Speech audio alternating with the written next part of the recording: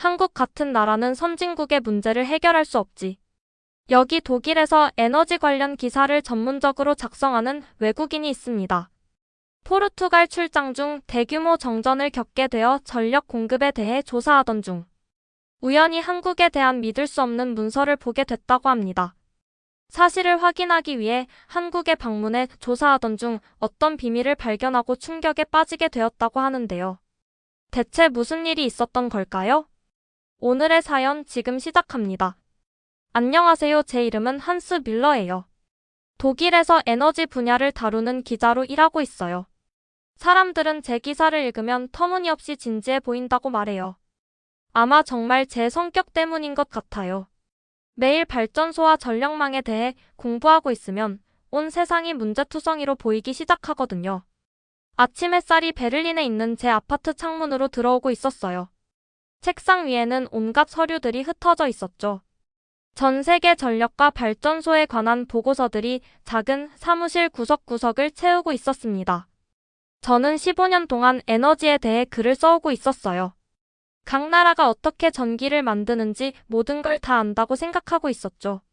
독일은 우리의 에너지 계획을 자랑스러워하고 있어요. 우리는 그걸 에너지 전환이라고 부르고 있죠. 옛날 화력 발전소에서 깨끗한 풍력과 태양광 발전으로 바꾸고 있다는 뜻이에요. 저는 우리가 얼마나 똑똑한지에 대해 많은 기사를 써오고 있었어요. 환경을 해치지 않고 전기를 만드는 올바른 방법을 세계에 가르치고 있다고 생각하고 있었죠. 그런데 지난달에 모든 걸 바꾼 일이 일어났어요. 일 때문에 포르투갈에 가게 되었거든요. 그들의 새로운 태양광 패널에 대해 글을 쓸 예정이었어요. 날씨가 정말 더웠어요. 평소보다 훨씬 더 더웠죠. 그런데 그때 정전이 일어났어요. 몇 분 정도가 아니었어요. 무려 12시간 동안이나 계속되었죠. 에어컨도 없는 호텔 방에 앉아 있었어요. 엘리베이터가 멈춰 있었죠. 불도 꺼져 있었고요. 창문 밖을 보니까 신호등도 꺼져 있었어요. 차들이 길에서 꼼짝 못하고 있었죠. 사람들이 당황하고 걱정스러운 표정으로 걸어 다니고 있었어요. 가장 끔찍했던 건 길 건너편 병원이었어요. 의사들과 간호사들이 손전등을 들고 뛰어다니고 있었거든요. 비상 발전기가 있긴 했지만 그것도 얼마나 오래 갈 수 있겠어요. 나중에 들었는데 더위를 견디지 못한 어르신들이 돌아가실 뻔했다고 하더라고요. 촛불을 켜놓고 기사를 쓰려고 노력하고 있었어요. 노트북 배터리는 2시간 만에 다 떨어졌죠. 휴대폰도 신호가 안 잡혔어요. 기지국에 전기가 없으니까요. 정말 무력감을 느끼고 있었어요. 여기가 현대 유럽이라는 게 믿어지지 않았어요. 이런 일은 일어날 수 없다고 생각하고 있었는데 말이에요. 포르투갈 에너지 장관이 라디오에 나왔어요. 이번 정전이 전례 없는 수준이라고 말하고 있었죠. 아무도 예측할 수 없었다고 하더라고요. 변명만 늘어놓고 있었지만 사람들은 고통받고 있었어요. 그 어두운 호텔 방에 앉아서 땀을 흘리며 전에 한 번도 생각해보지 못했던 걸 생각하기 시작했어요. 세상에 정전이 전혀 없는 나라가 있을까? 불이 항상 켜져 있는 곳이 있을까? 베를린으로 돌아왔을 때 편집장 클라우스가 사무실로 불렀어요. 새로운 일이 있다고 하더라고요. 한국에 가달라는 거였어요. 한스, 한국의 전력 시스템을 조사해야 해. 클라우스가 큰 책상 뒤에 앉아서 파이프 담배를 피우며 말하고 있었어요. 그들이 큰 정전이 전혀 없다고 주장하고 있어. 내가 보기엔 선전 같은데. 세계의 진실을 보여줄 사람이 필요해. 그 말을 듣고 웃었어요. 당연히 선전이죠. 모든 정부는 자기들 성과에 대해 거짓말을 하거든요. 한국은 아마도 낡은 화력 발전소와 위험한 원자력 발전소를 가지고 있을 거예요. 포르투갈만큼은 아니어도 여름마다 순환 정전을 하고 있을 거라고 생각하고 있었어요. 자료를 보내주세요. 클라우스에게 말했어요. 그들이 거짓말하고 있다는 걸 증명해 보겠어요. 그런데 국제기구들의 보고서를 보니까 이상한 일이 일어났어요. 어디서 봐도 숫자가 똑같았거든요. 한국의 정전 시간은 연간 몇 분밖에 안 되고 있었어요. 독일은 연간 정전 시간에 비해 절반밖에 안 되는 수준이었죠. 그것도 유럽 기준으로는 아주 좋은 편이라고 여겨지고 있었는데 말이에요. 자료를 몇 번이고 다시 확인했어요. 한국 정부가 숫자를 조작했을 징후를 찾아보고 있었죠. 숨겨진 문제들을 찾으려고 했어요. 그런데 모든 게 진짜인 것 같았어요. 그날 밤 아파트를 돌아다니며 혼란스러운 기분을 느끼고 있었어요. 어두운 창문에 비친 제 모습은 예전처럼 확신에 찬 사람이 아니었어요. 15년 동안 제 지식에 대해 자신하고 있었는데 이제 스스로를 의심하기 시작하고 있었어요. 어쩌면 한국에 대해 잘못 생각하고 있었을지도 몰라요. 어쩌면 많은 것들에 대해 잘못 알고 있었을지도 모르죠. 휴대폰을 들고 서울행 항공편을 예약했어요. 직접 봐야겠다고 생각했어요. 진실을 알아야 했어요. 설령 그것이 제가 믿고 있었던 모든 것이 틀렸다는 걸 발견하게 되더라도 말이에요. 다음 날 아침, 저는 한국으로의 출장 계획을 회사에 제출하고 일하는 틈틈이 준비했어요. 한국으로 떠나기 전날 밤 가방을 챙기며 제 인생을 영원히 바꿀 여행을 준비하고 있었습니다. 비행기가 인천공항에 살짝 흔들리며 내려앉고 있었어요. 작은 창문 밖을 보니까 양쪽으로 끝없이 펼쳐진 현대적인 건물이 보였어요. 모든 게 깨끗하고 정리정돈되어 있었죠. 하지만 여전히 의심스러웠어요. 공항은 항상 좋아 보이거든요. 비상전력 시설도 있고 여분의 발전기도 있고요. 진짜 시험은 나라의 다른 곳을 봤을 때 알 수 있을 거라고 생각하고 있었어요. 비행기에서 내리자마자 끈적끈적한 습한 공기가 느껴졌어요. 마치 누군가 담요를 너무 꽉 감아놓은 것 같았죠. 이런 더위는 전력시설에 무리를 주게 마련이에요. 에어컨이 계속 돌아가야 하고요. 전력망에 부담이 생기죠. 바로 이럴 때 정전이 일어나는 거거든요. 그런데 공항을 걸어가면서 뭔가 눈에 띄는 게 있었어요. 모든 불이 완벽하게 켜져 있었거든요. 무빙워크가 발밑에서 부드럽게 돌아가고 있었어요. 전광판에는 항공편 정보가 밝고 선명한 글자로 나타나고 있었죠. 밖이 그렇게 더운데도 에어컨이 시원하게 온도를 맞춰주고 있었어요. 그냥 운이 좋았다고 스스로에게 말하고 있었어요. 좋은 때에 도착했을지도 모르죠. 나라의 다른 곳과는 다른 특별한 공항 전력을 쓰고 있을지도 모르고요. 출구 근처에서 제 이름이 적힌 팻말을 들고 있는 여자분을 봤어요. 어깨까지 오는 검은 머리카락에 연한 가디건 안에 간단한 흰 셔츠를 입고 있었어요. 자세가 곱고 자신감이 있어 보였죠. 제가 다가가는 걸 보더니 따뜻하게 미소를 지었어요. 밀러 씨. 완벽한 독일어로 말하고 있었어요. 한국에 오신 걸 환영해요. 저는 한국전력기술연구원의 박지수입니다. 독일어를 이렇게 잘한다니 깜짝 놀랐어요. 외국에서 만나는 대부분의 사람들은 영어로 얘기하거든요. 그런데 제 모국어를 선택했고 어떤 독일인들보다도 더 잘하고 있었어요. 항상 밝은 나라에 오신 걸 환영해요. 부드러운 미소를 지으며 덧붙였어요. 그 말을 듣고 웃고 싶었어요. 모든 나라에는 정전이 있다고 말해주고 싶었죠. 그런데 그분이 말하는 방식에 뭔가 특별한 게 있었어요. 대본을 읽는 것 같지 않았거든요. 그냥 당연한 사실을 말하는 것 같았어요. 지하 주차장에 있는 차로 걸어갔어요. 지하 공간인데도 모든 불이 완벽하게 켜져 있었어요. 환풍기가 조용히 돌아가고 있었죠. 주차장 출입구의 전자결제 시스템도 부드럽게 작동하고 있었고요. 이런 안정성이 공항 밖에서도 계속될까 궁금해지기 시작했어요. 서울로 가면서 지수 씨가 전혀 예상하지 못했던 이야기들을 들려주기 시작했어요. 통계나 기술 자료부터 시작하지 않았어요. 대신 역사에 대해 얘기하고 있었어요. 1948년 소련 군정이 대한민국으로 향하는 전력을 끊어버렸어요. 전역 교통체증을 헤쳐나가면서 말하고 있었어요. 나라 전체가 아무 예고 없이 어둠에 빠졌죠. 정치적 무기로 사용한 거예요. 의사들이 촛불을 켜놓고 수술을 해야 했던 병원 이야기를 해줬어요. 전기가 언제 다시 들어올지 모르는 채로 집에서 웅크리고 있던 가족들 이야기도요. 완전한 어둠 속에서 잠들기 무서워했던 아이들 이야기도 했어요. 제 할머니가 그 시절을 겪으셨어요. 지수 씨가 계속 말하고 있었어요. 목소리가 부드럽지만 진지했어요. 할머니는 항상 말씀하셨어요. 전기를 잃는 건 단순히 불편한 게 아니라 희망을 잃는 거라고요. 작은 공책에 메모를 하고 있었지만 그분의 말에 정말로 귀 기울이고 있었어요. 제가 예상했던 선전이 아니었거든요. 고통받았던 진짜 사람들의 개인적인 이야기였어요. 독일에서는 정전을 일시적인 문제로 생각해요. 제가 말했어요. 비상 발전기도 있고 응급 계획도 세워놓고 있거든요. 지수 씨가 신중하게 고개를 끄덕였어요. 여기서는 정전을 약속 위반으로 생각해요. 1948년 이후에 정부가 다시는 불이 꺼지지 않게 하겠다고 약속했거든요. 우리는 그 약속을 지키고 있어요. 서울에 들어가면서 수백만 개의 불빛으로 빛나는 도시를 보게 되었어요. 높은 건물들이 하늘을 향해 뻗어 있었고 창문마다 전기 불빛이 환하게 켜져 있었어요. 가로등이 모든 길을 밝히고 있었죠.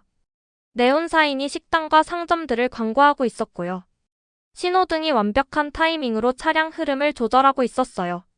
그날 밤 호텔 방 창문에서 끝없는 불빛의 바다를 바라보고 있었어요. 어두운 동네가 하나도 없었어요.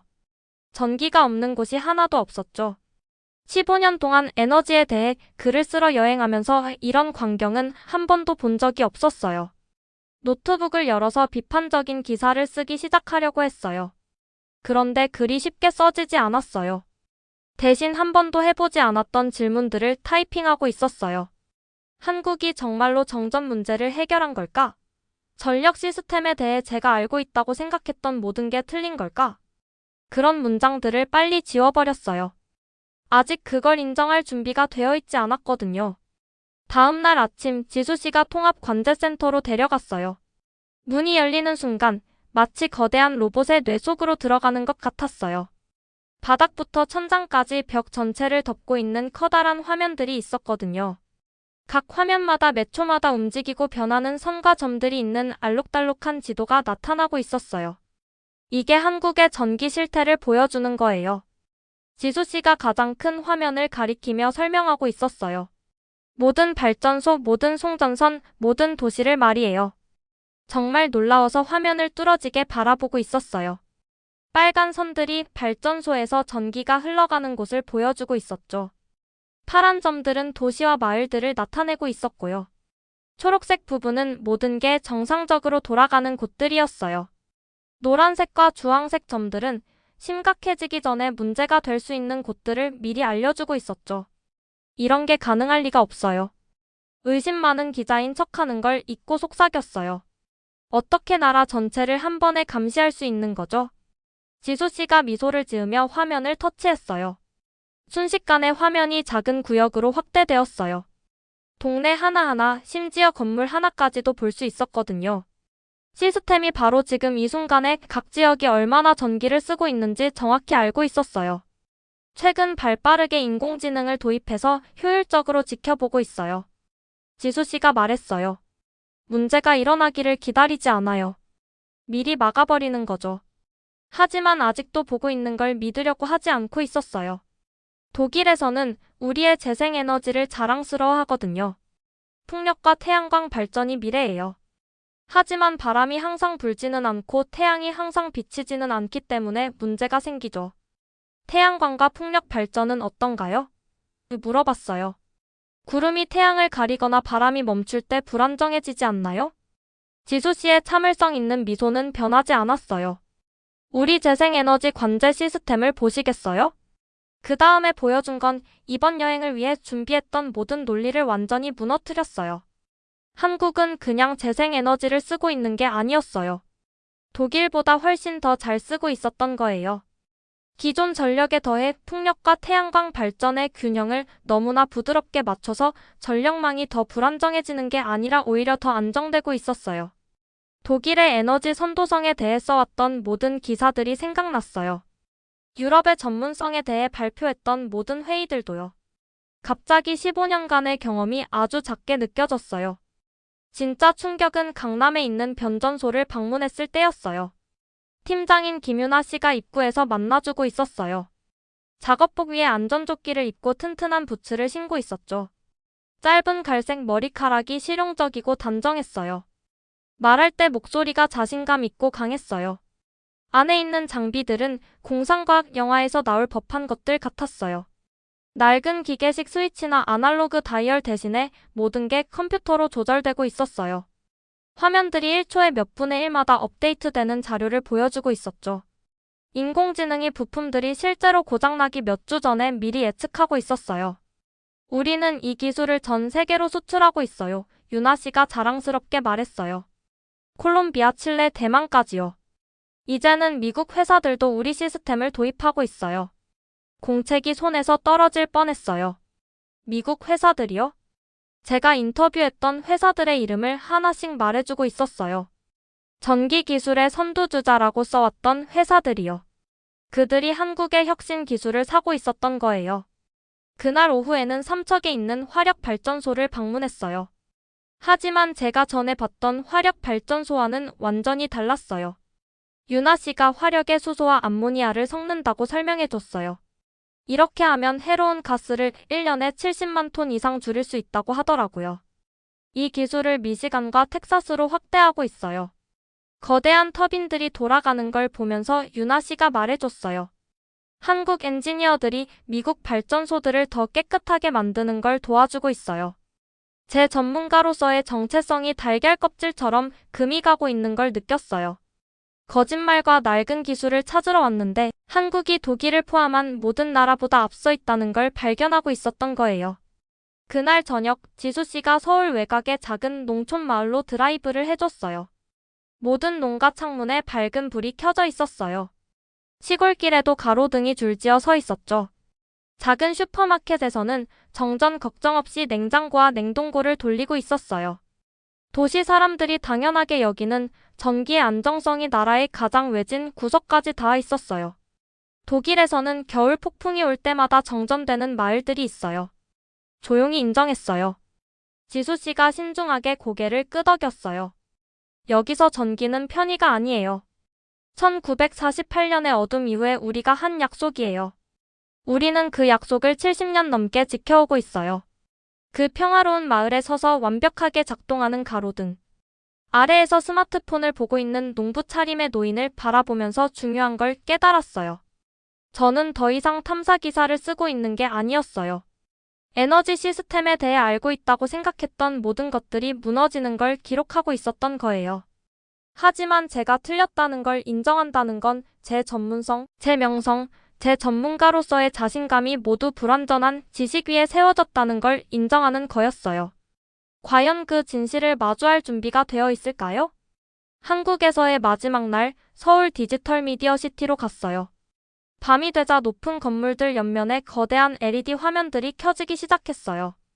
움직이는 그림들이 유리 표면에서 춤을 추며 어두운 하늘에 예술 작품을 만들어내고 있었죠. 이 모든 아름다움이 작은 시골 농장들을 부드럽게 돌려주는 바로 그 전력망으로 돌아가고 있었어요. 한강이 내려다 보이는 전망대에서 지수 씨와 함께 서 있었어요. 도시가 별빛 아래 열린 보석함처럼 반짝이고 있었어요. 모든 다리가 불빛으로 윤곽을 그리고 있었죠. 모든 건물이 전기로 빛나고 있었고요. 강 위의 배들은 어두운 수면에 비치는 알록달록한 불빛을 만들어내고 있었어요. 하나 물어볼 게 있어요. 난간에 커피잔을 내려놓으며 말했어요. 왜 그냥 숫자나 기술 보고서를 주지 않았나요? 왜 모든 걸 이야기로 보여줬죠? 지수 씨가 잠시 생각에 잠긴 표정을 짓고 있었어요. 그분의 대답이 이번 여행에 대해 제가 이해하고 있던 모든 것을 바꿔놓았어요. 거짓을 찾으러 오실 거라고 예상했거든요. 조용히 말하고 있었어요. 대신에 저는 진실 뒤에 있는 진실을 발견하셨으면 했어요. 한국의 전력망 안정성은 단순히 좋은 기술을 갖고 있는 것만이 아니에요. 기억하는 거예요.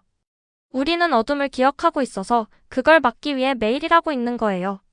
그날 밤 호텔 방에서 작은 책상에 앉아 제 인생에서 가장 어려운 기사를 쓰려고 하고 있었어요. 기술적인 정보가 이해하기 어려워서가 아니라 문장 하나하나가 제가 틀렸다는 걸 인정하도록 강요하고 있었기 때문이에요. 한국에 대해서 틀렸고요. 에너지 시스템에 대해서 틀렸고요. 기술과 국가적 의지 사이의 관계에 대해서도 틀렸던 거예요. 천천히 타이핑하면서 단어 하나하나를 신중하게 골라가며 썼어요. 잠들지 않는 나라는 라스베이거스나 뉴욕이 아니다. 바로 한국이다. 여기서는 뛰어난 기술 때문만이 아니라 다시는 어둠의 무력감을 경험하지 않겠다는 국가적 약속 때문에 불이 계속 켜져 있다. 베를린으로 돌아가는 12시간 비행 동안 배운 모든 것들에 대해 생각할 시간이 있었어요. 단순한 뉴스 기사 이상의 것을 가지고 집으로 돌아가고 있었어요. 사회가 전력 인프라를 사업 기회가 아닌 기본권으로 결정할 때 어떤 것이 가능해지는지에 대한 완전히 새로운 이해를 가져가고 있었던 거예요. 편집장 클라우스가 베를린 공항에서 저를 만나고 있었어요. 제가 쓰겠다고 했던 비판적인 폭로 기사를 기대하고 있었죠. 대신에 저는 사진들로 가득 찬 메모리 카드를 건네줬어요. 크리스마스 장식처럼 빛나는 한국 마을들이요. 우주임무센터 같은 관제실들이요. 독일 프로젝트들을 작고 낡아 보이게 만드는 재생에너지 시설들이요. 우리가 얘기했던 게 이게 아닌데. 클라우스가 컴퓨터에서 사진들을 넘겨보며 말하고 있었어요. 맞아요. 동의했어요. 하지만 더 좋은 거예요. 진실이거든요. 3주 후에 발표한 기사가 제 전체 경력에서 가장 많이 읽힌 글이 되었어요. 불이 절대 꺼지지 않는 땅이라고 제목을 지었어요. 사람들이 소셜미디어에서 공유하고 있었어요. 다른 기자들이 인터뷰를 위해 연락해왔어요. 유럽 전체의 에너지 전문가들이 자기들 회의에서 발표해달라고 요청하고 있었어요.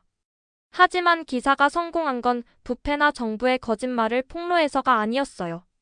에너지 기술에서 누가 세계를 이끌고 있는지에 대한 유럽의 생각에 도전했기 때문에 성공한 거예요. 더 중요한 건 문제를 찾는 기자에서 해결책을 이해하려는 기자로의 변화를 보여준다는 거였어요.